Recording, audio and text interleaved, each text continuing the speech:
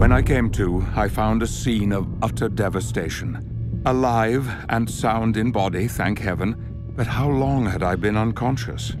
My watch, the hands had been frozen at the moment of impact. I no longer had any sense of time.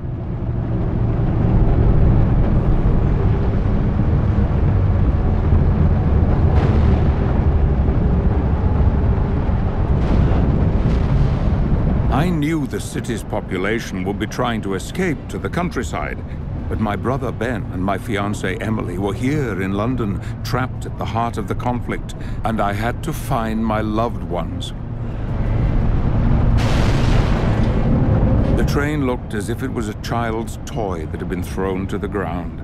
The carriages were twisted and crushed on each other, passengers screaming behind the melted windows, but there was no one to release them. During the Blitz, a bomb had fallen directly on the Waterloo line. This looked like a dozen had fallen.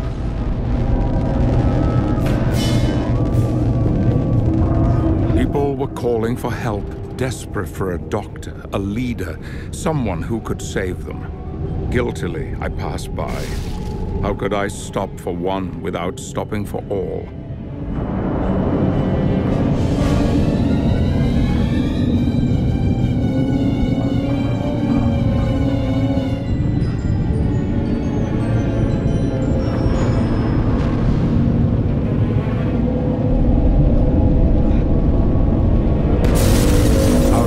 Seemed as tall as Bankside Power Station, fueling an engine more destructive than anything I could imagine.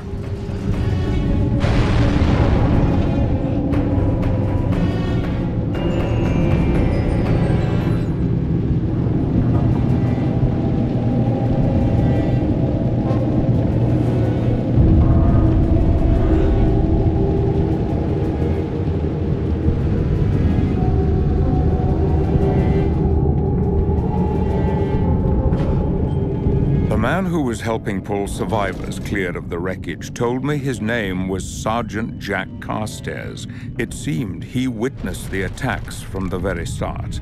A career soldier, decent, tough, and I imagined more than a little bull-headed. His senior officers were encamped on Primrose Hill to the north of the city, a military vantage point from which they could oversee operations. But his platoon, indeed all the new recruits, were being directed toward the open fields of Hyde Park, where the fighting was at its thickest. This was where I needed to go if I was to find my younger brother.